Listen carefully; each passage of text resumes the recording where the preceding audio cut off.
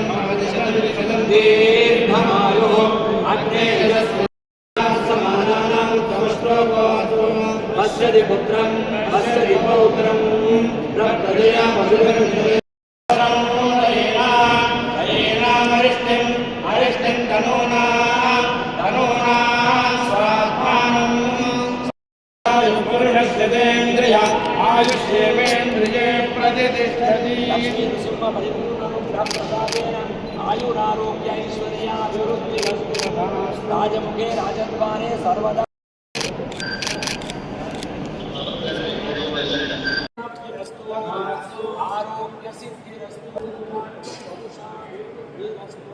ఇలవేలు పైన లక్ష్మీ నరసింహస్వామి వారి దర్శనం ఇవాళ చేసుకోవడం జరిగింది.